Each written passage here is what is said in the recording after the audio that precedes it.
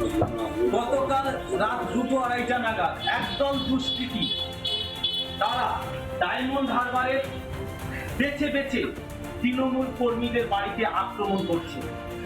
আর এই যে দুষ্কৃতীরা যারা এই সমস্ত জঘন্য কাজের সঙ্গে যুক্ত, তারা ঠিক ভোটের আগের দিন পর্যন্ত তৃণমূলের হয়ে খেটে বিজেপি কর্মীদেরকে হুমকিও পর্যন্ত দিয়েছিল।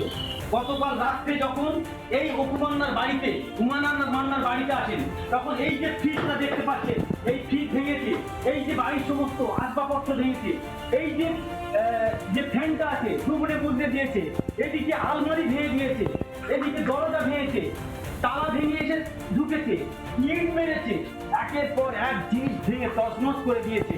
এই যে ভাঙচুর হচ্ছে, এই যে মারধর হচ্ছে, এগুলো আপনি কি মনে করেন বিজেপি করছে না? এগুলো আমরা শান্তি ব্যুরো। কি মনে করেন এগুলো কারা করছে? এটা হচ্ছে কি যারা তৃণমূল দুষ্কৃতী ছিল তারা এখন নিজেদের পেট বাঁচাতে বিজেপিতে এসে তারা এসে হচ্ছে করছে, কিন্তু দলটাকে নাম খারাপ করছে। কার বিরুদ্ধে অভিযোগ করবো? আমার তো সবাই আপন। আমি তো ভাবতেই পারিনি। আমি তো 13 বছর এখানে কাউন্সিলর ছিলাম, আমি কাউন্সিলারই করে গিয়েছি, এতগুলো ইলেকশন চালিয়েছি, এইরকম ঘটনা কোনোদিনই ঘটেনি, আমি ঘটতেও দিইনি। আগে বিজেপি ছেলেরা এরকম করতেই পারে না। মানে যারা করছে তারা আজকেও বিজেপি করতো না আগে? কোনোদিন নয়। তারা সব তো যেটা সব ভান্ডার ছিল সব।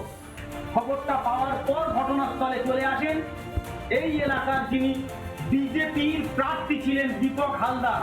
তিনি এসে একেবারে পরিষ্কার সেই সমস্ত বাড়িগুলোতে তিনি যাচ্ছেন এবং সঙ্গে সঙ্গে তিনি থানাকে জানিয়েছেন কোনো রং নয়, যারা এই দুষ্কৃতীরা এই সমস্ত কাজের সঙ্গে যুক্ত অবিলম্বে তাদেরকে গ্রেফতার করতে হবে।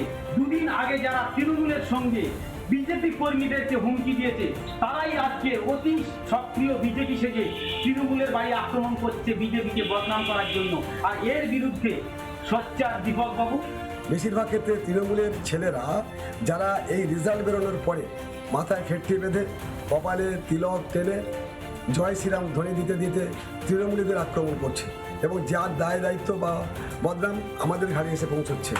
যারা এই ধরনের কাজকর্ম করছে একদম তাদের ব্যাপারে প্রয়োজনীয় পদক্ষেপ আইনগতভাবে যা যা হওয়া উচিত সেটা নিশ্চিত করে আপনারা নিতে বলবেন। এই ডায়মন্ড হারবার 11 নম্বর ওয়ার্ড থেকে রিপাবলিক বাংলার জন্য বরুণ হালদারের রিপোর্ট, দক্ষিণ 24 পরগনা। নানা ধরনের কন্টেন্ট দেখার জন্য লাইক করুন, শেয়ার করুন আমাদের ফেসবুক পেজ, সাবস্ক্রাইব করুন আমাদের ইউটিউব চ্যানেল।